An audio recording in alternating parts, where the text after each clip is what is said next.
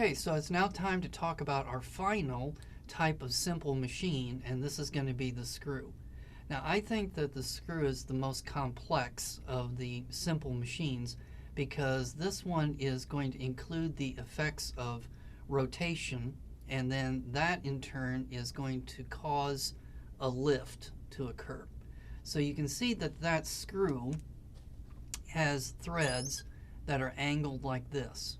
So this means that every time that the screw makes one complete rotation, then the entire device is going to be raised this distance right here. And this distance is going to be called the pitch.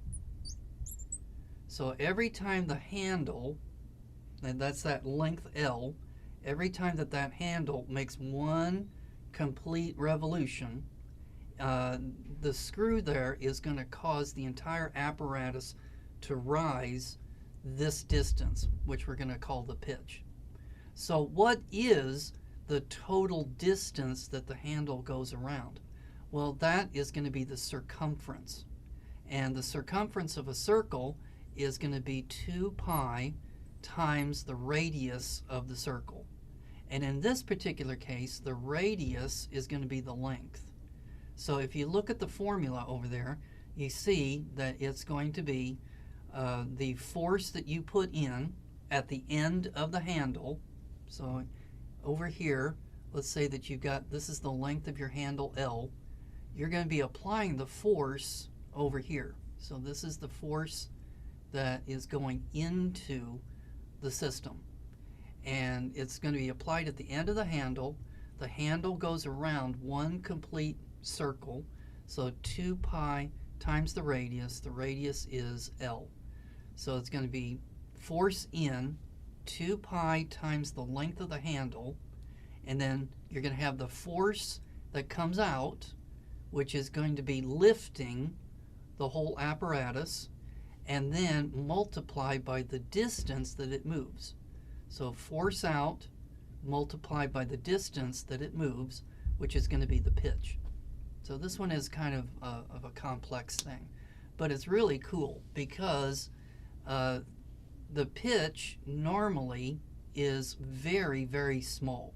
So maybe if you turn the handle completely around, the pitch will only allow the car jack to go up about that much. But that's good because the smaller the pitch is, the larger the force is going to be. A small number times a big number. And that means that you can lift a car. So you can apply maybe 20 newtons of force on the end of that thing, but yet you can raise 1,000 newtons worth of car with it.